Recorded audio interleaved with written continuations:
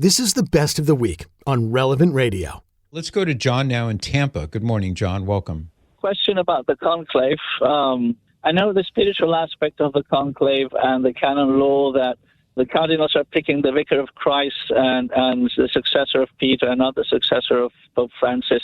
Mm-hmm. I was wondering if you could go on over the political aspect, obviously the church political aspect of how is the Pope elected between the Universal Church cardinals, obviously the Europeans, the Asians, the South Americans, North Americans, all of that.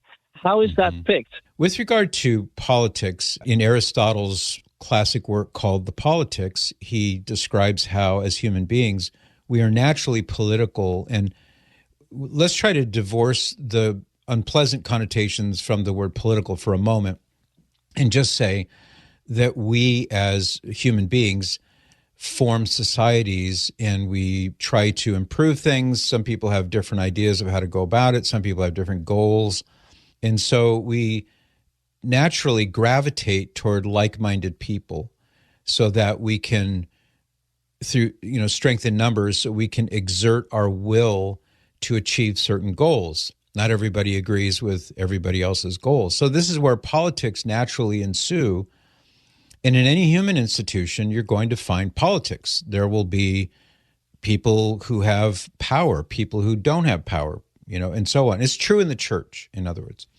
So now what I would like to say is that with regard to the conclave, you're right. We have a group of cardinals from a very diverse set of places in the world. It used to be, 100 years ago certainly, dominated by Europeans, and in particular by Italians.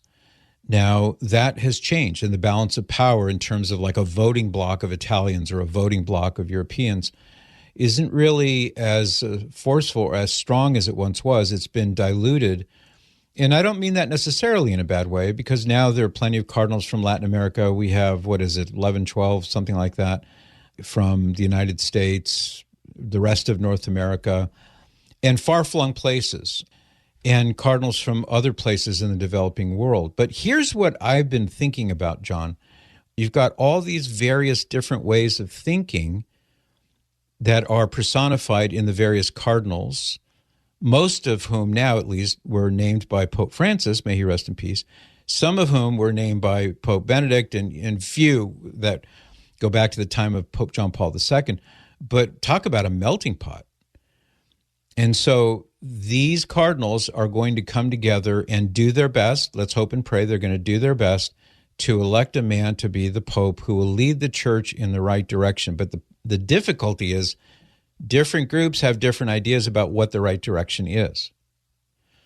So all the more reason that we should be praying and praying and praying that the Lord would guide his church so that whoever is elected Pope among these various cardinals, that he will have the courage of conviction, that he will be a true believer, that he will be willing to, even if necessary, lay down his life so that the church will remain faithful to Jesus.